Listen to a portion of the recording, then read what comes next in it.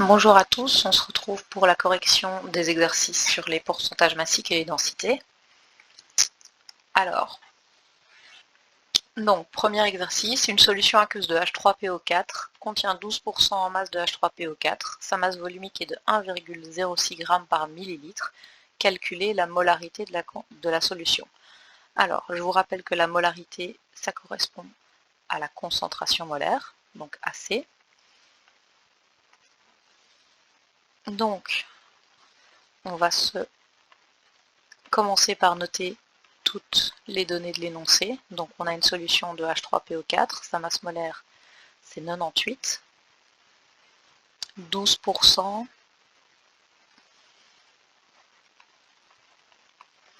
et de masse volumique 1,06 g par millilitre. 1,06 g par millilitre.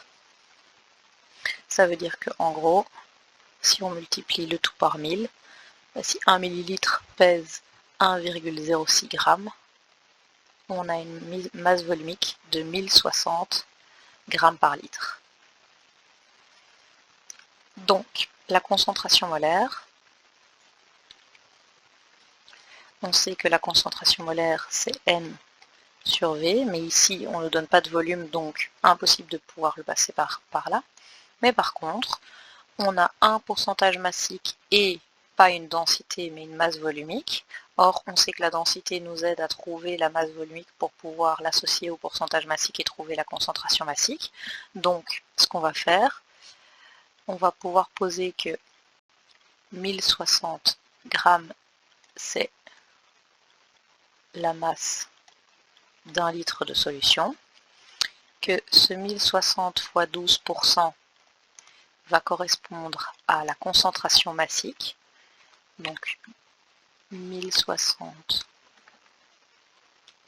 fois 12 divisé par 100, ça nous donne 127,2, 127,2 grammes par litre. Ça, c'est la concentration massique. Et pour pouvoir passer de la concentration massique à la concentration molaire, on divise par la masse molaire, donc on va diviser par 98, et ça donne 1,298 mol par litre.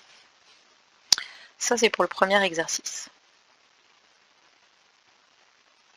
Alors pour le deuxième, on a de l'HCl 25% de densité 1,12.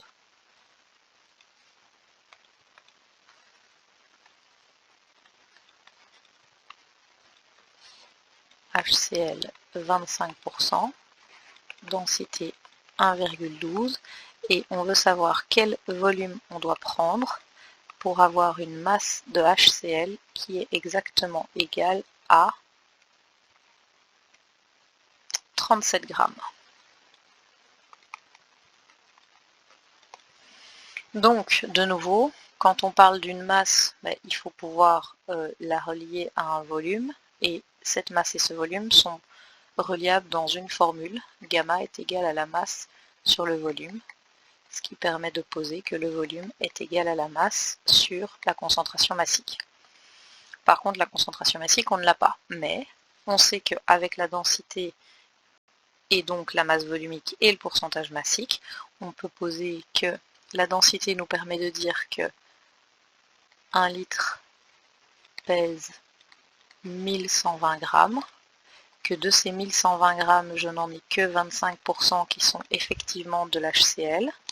Donc 1120 fois 25 divisé par 100, ça donne 280 grammes. Et ce 280 grammes, ça correspond à gamma. On va utiliser gamma dans cette formule-là pour trouver le volume. Et donc le volume que l'on cherche est égal à la masse qu'on voulait. On en veut exactement 37 grammes, divisé par gamma.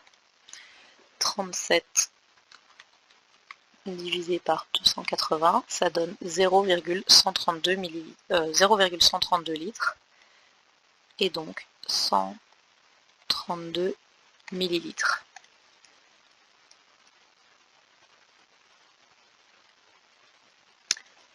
Alors, pour l'exercice 3,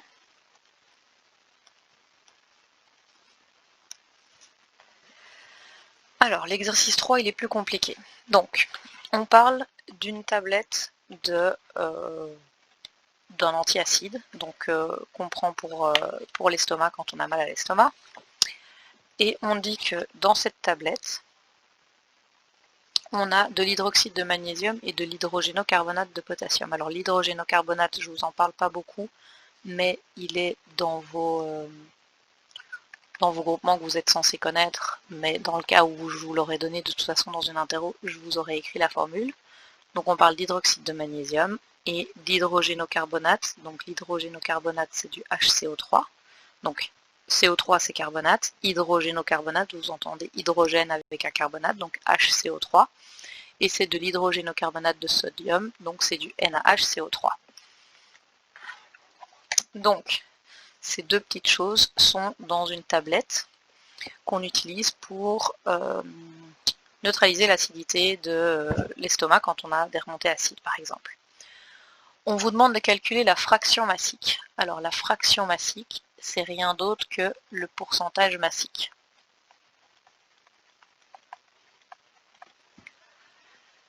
Et on vous demande de calculer ça dans une tablette qui fait 1000 mg. On vous dit pour ça qu'on dégage du dioxyde de carbone et qu'on en dégage 125 ml et qu'on produit de l'eau lors de cette réaction et 280 mg exactement d'eau.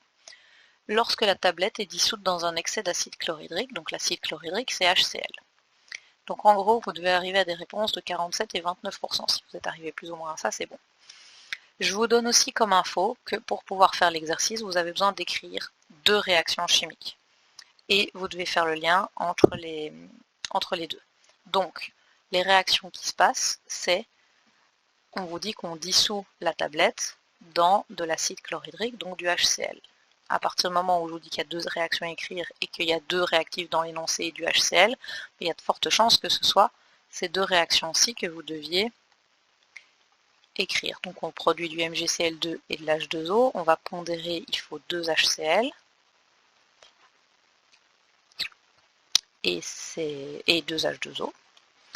Et ici, on va produire du NaCl et du H2CO3. Et si je ne me trompe pas, je vous ai aussi dit que le H2CO3 qui est produit, c'est un composé qui est très instable et qui se décompose immédiatement en H2O et en CO2. Donc l'équation finale que vous devez écrire pour la deuxième, c'est du NaHCO3 plus de l'HCl et ça donne du NaCl et de l'H2O et du CO2. Vous vérifiez si elle est pondérée, 1 Na, 1 Na, H2, 1C, 1C, 3 oxygènes, 3 oxygènes, donc celle-là est pondérée. Du coup, cette équation-ci, je vais l'effacer, comme ça me fait plus de place. Donc, qu'est-ce qu'on vous donne comme données dans cet énoncé? Donc, on a une plaquette qui fait 1000 mg.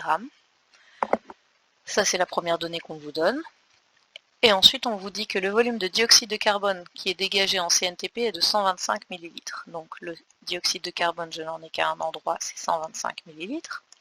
Et on vous dit que la masse d'eau totale, alors j'ai souligné totale, c'est pas pour rien, la masse d'H2O produit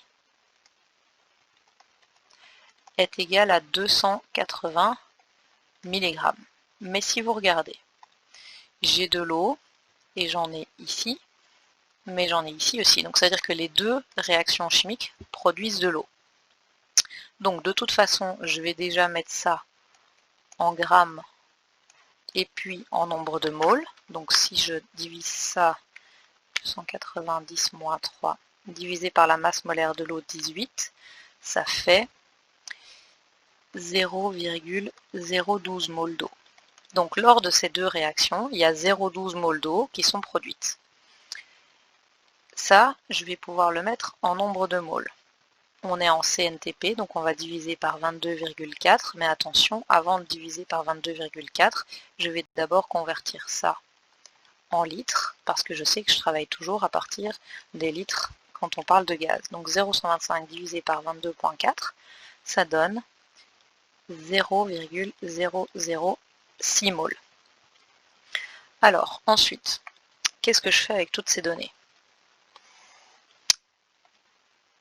j'essaye de trouver ce que je cherche. Donc, étant donné qu'on doit calculer le pourcentage massique de MgOH dans mon petit cachet d'antiacide, donc en gros j'ai un espèce de truc comme ça, hop, ça c'est mon cachet, et ça fait 1000 mg. J'en ai une partie qui est du MgOH et j'en ai une autre partie qui est du NaHCO3. Et donc ce que je veux, c'est savoir en gros quelle est la proportion de l'un et de l'autre dans mon cachet de 1000 grammes. Donc ça revient à dire que je cherche la masse de ça et la masse de ça. Alors pour pouvoir trouver la masse de NaHCO3, c'est pas très compliqué vu que j'ai le nombre de moles de CO2 qui ont été produits. Donc je vais amener ça ici, j'ai un facteur de 1 pour 1, pardon. La masse molaire du NaHCO3 c'est 84, du MgOH c'est 58 parce que j'en aurai besoin tantôt. Donc 0,006 fois 84, ça me donne, dans mon cachet, j'ai 0,504 grammes qui sont du NaHCO3.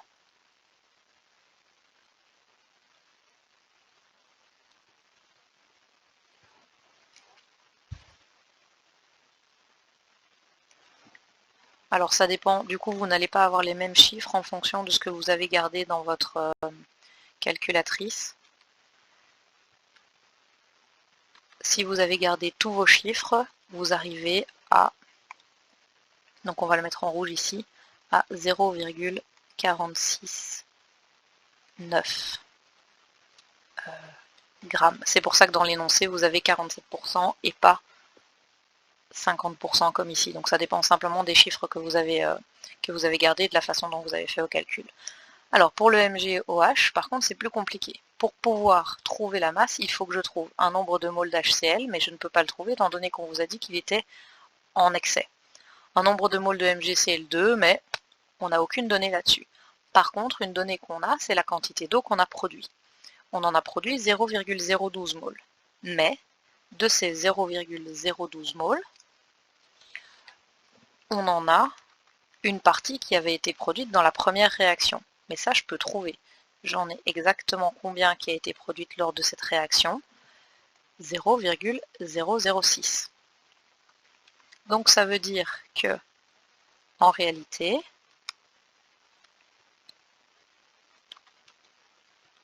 ouais, d'ailleurs, en fait, il y a un problème dans mon calcul, c'est pas 0,012 là, c'est 0,016. Je me disais bien que par rapport à ce que j'avais sur ma feuille, c'était pas juste. Donc, divisé par 18, j'ai dû me tromper en divisant tout à l'heure, ça fait 0,016 moles. Ça veut dire que de ce 0,016 moles, j'en ai combien qui a été produit dans la deuxième réaction? 0,06. Donc, si je fais le calcul, j'en ai 0,010 qui ont été produites ici, puisque ça a été produit dans la deuxième. Donc ça veut dire que là, j'ai produit exactement 0,010 moles d'eau et qu'à partir de celle-là, je peux dire que j'ai produit 0,005 moles de MgOH2 et que ce MgOH2 fois 58 pour la masse molaire, 0,29 grammes.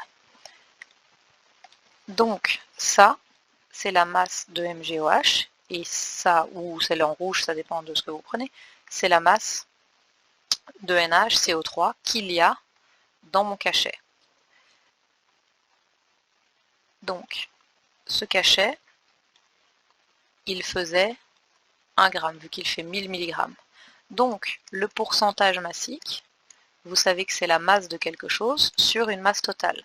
Donc, le pourcentage massique en MgOH2, c'est égal à la masse de MgOH2 que j'ai dedans, c'est-à-dire 0,29 g, divisé par 1 g, fois 100, ce qui revient à 29%. Et le pourcentage massique en NaHCO3, c'est 0,504 g divisé par 1 g la masse totale, fois 100, soit 50% ou 46 selon les chiffres que vous avez gardés.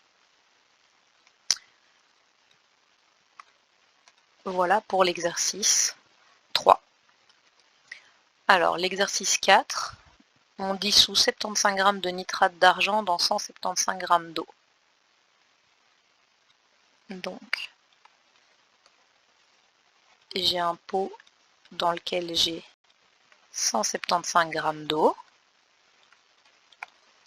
dans laquelle je viens dissoudre 75 g de AgNO3, et je demande de calculer C, gamma, le pourcentage massique et la masse volumique. Alors, c'est toujours gamma qui est le plus facile à faire. Et j'ai une donnée qui me manque, le volume total sûrement. Voilà, sachant que le volume de la solution est de 189. Donc, une fois que j'ai mis ça, mon niveau d'eau va augmenter et on dit que le volume est égal à 189 ml. Donc, gamma est égal à 75 divisé par le volume 0,189, soit 396,825 grammes par litre. Pour trouver C, je sais que je divise par la masse molaire et j'obtiens la concentration molaire. La masse molaire, c'est 108 plus 14 plus 16 fois 3, soit 170. Et 396,825 divisé par 170, ça nous donne 2,334 moles par litre. Le pourcentage massique, on sait que c'est la masse de soluté sur la masse totale, le tout fois 100. C'est-à-dire que ça va être 75 sur 175 plus 75 fois 100.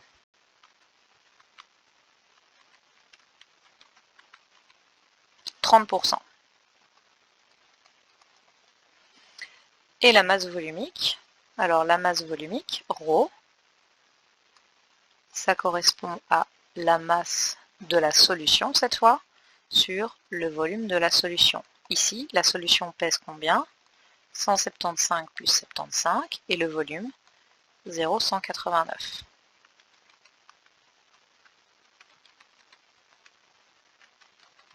C'est-à-dire 1322,75.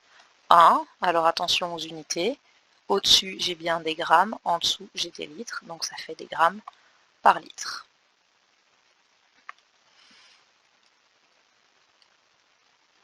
Alors,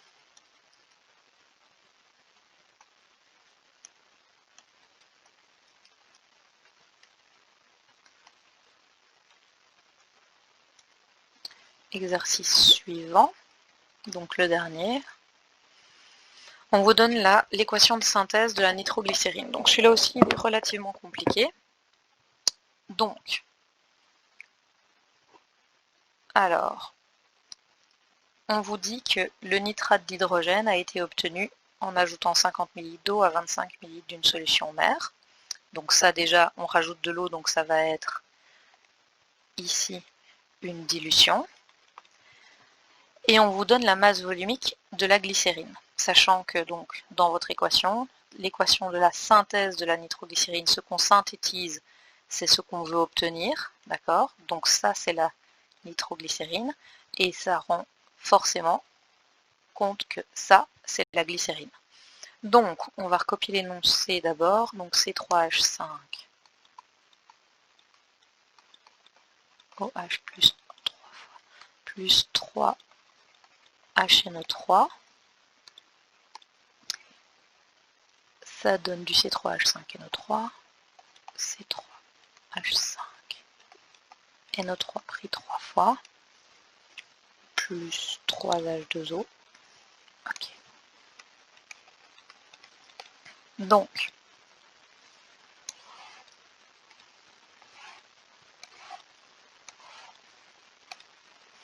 quelles sont les données?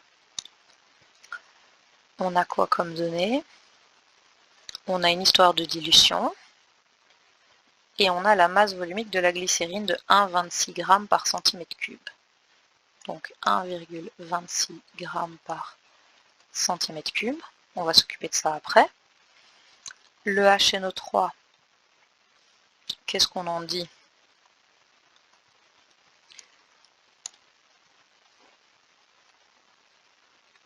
On dit qu'on a utilisé 50 ml d'eau à 25 ml d'une solution mère de 7,9. Donc en fait ce que ça dit, c'est que j'avais une solution de HNO3 à 7,9 mol par litre.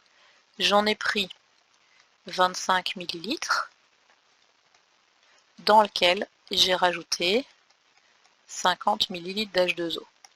Donc ça veut dire que si je fais et que je m'en tiens à ce que je dois faire, j'ai C1V1 égale C2V2. Ce que je cherche, c'est C2. Alors C1, c'est 7,9 fois le premier volume 0,025 divisé par le deuxième volume 0,075. 7,9 ça donne du C2 égale 2,633 mol par litre. Donc on va remettre directement ça par là, 2,633 mol par litre. Ok. D'accord. Quelle est la question? Quel volume de chacun des réactifs va-t-on mélanger pour produire 5 g de nitroglycérine? Donc, j'ai 5 g de nitroglycérine et je veux savoir quel est le volume que je vais utiliser ici, quel est le volume que je vais utiliser ici. Donc en premier, j'ai besoin de toute façon de nombre de moles. Pour trouver un nombre de moles, je n'ai qu'une seule donnée de laquelle je peux partir, c'est mes 5 g de nitro. Donc, on va déjà trouver la masse molaire. 12 fois 3 plus 5 plus 14 plus 3 fois 16, le tout fois 3. Donc j'ai une masse molaire pour la nitroglycérine de 227. 5 divisé par 227, ça me donne 0,022 moles. Ça, c'est le nombre de moles de nitro que je veux produire. Pour pouvoir faire ça, j'ai besoin de 0,022 moles de glycérine et de 3 fois plus, vu que j'ai un facteur 3, 0,066 moles de HNO3. Pour trouver un volume, à partir du moment où j'ai une concentration molaire, je peux lier la formule qui lie N et C, et je trouve que V est égal à N sur C. 0,066 divisé par 2,633, ça donne 0,025 litres, soit 25 millilitres. Ensuite, pour la glycérine. Alors, qu'est-ce qu'on sait à propos de la glycérine? Pas grand-chose. On connaît juste sa masse volumique. Donc, sa masse volumique, elle nous donne des grammes par centimètre cube. Alors déjà, comment est-ce qu'on fait pour savoir, pour trouver ce qu'est un centimètre cube, si vous ne le savez pas comme ça? Alors, on a des mètres, des décimètres, des centimètres. On est en cube, donc ça veut dire que j'ai 3 dans chaque. On sait que les décimètres cubes ici correspondent à des litres, d'accord, comme ça. Et donc si j'ai 1,26, non, je me trompe en fait, hop. Donc ça veut dire que 1 cm3 c'est ici, voilà, c'est ça que je veux dire. 1 cm3 ça correspond à 0,001 litres.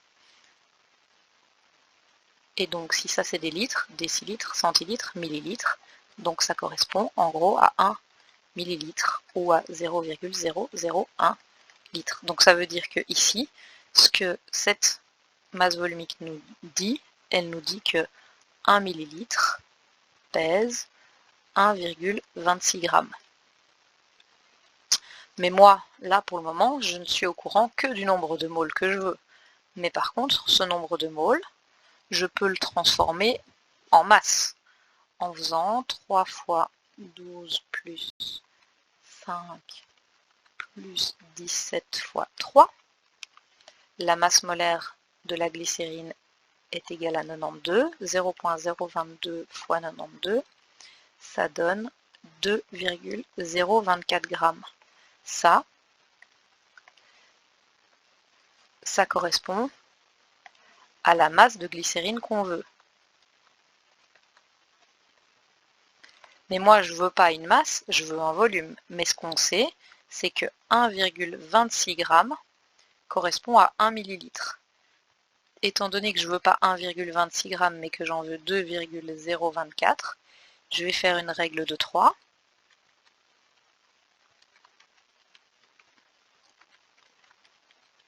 Et j'obtiens qu'il faut 1,60 ml de glycérine pour réagir avec mes 25 ml de HNO3 et obtenir mes 5 g de nitroglycérine.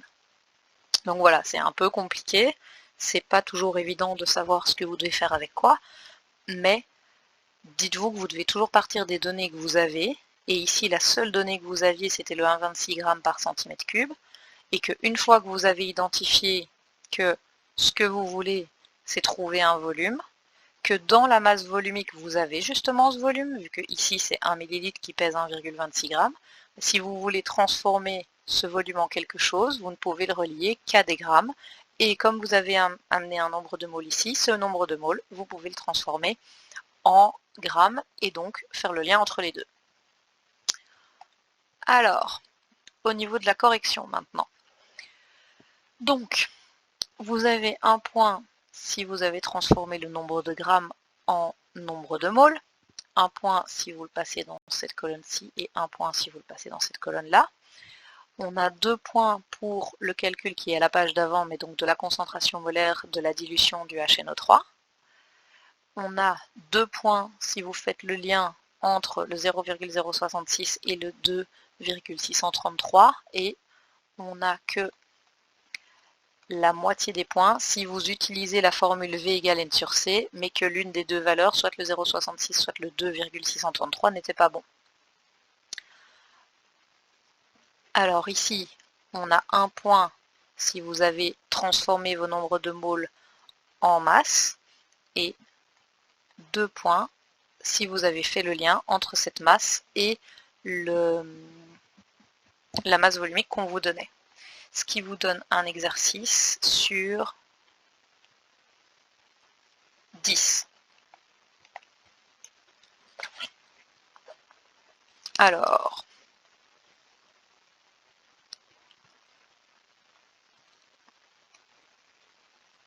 l'exercice 4.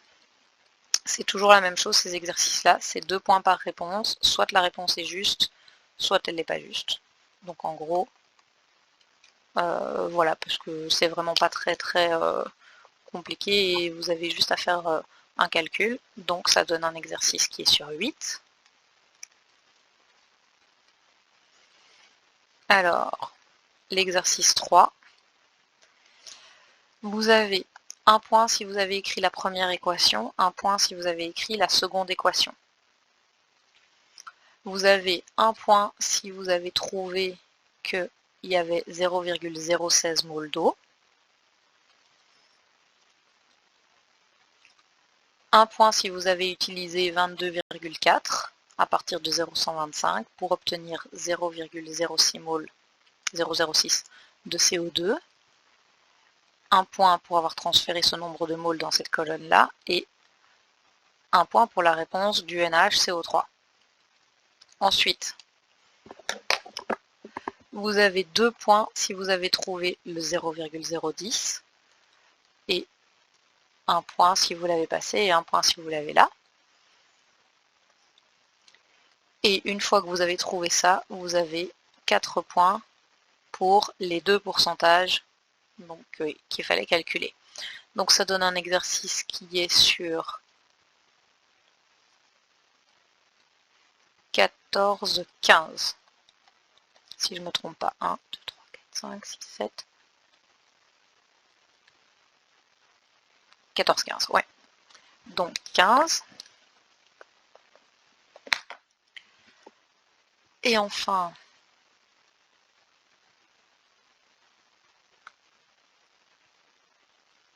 l'exercice 2. Donc on a un point si on trouve la masse volumique, un point fois le pourcentage massique, un point sur 200, enfin la concentration massique, pardon, et 2 points pour le volume. Même chose ici, vous avez la moitié des points là si si les données que vous avez utilisées entre temps sont pas bonnes. Mais normalement, il ne devrait pas y avoir de soucis. Là, vous devriez être au maximum. Donc ça en fait 1 sur 5. Et pour le premier, c'est la même histoire que celui-ci. Donc on a un point quand on écrit ça, un point parce qu'on multiplie par le pourcentage massique pour trouver la concentration massique, et un point divisé par la masse molaire. Ça donne 1 sur 4, ce qui donne une interro sur, en gros,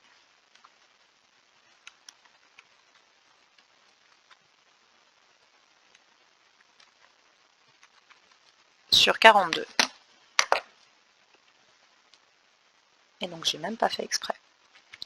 Donc, interro total 42. Voilà, donc j'espère que vous y êtes arrivé et que c'était un peu plus clair que la dernière fois. Et donc voilà, si vous avez des questions, vous pouvez m'envoyer des messages ou on en parle en classe la semaine prochaine.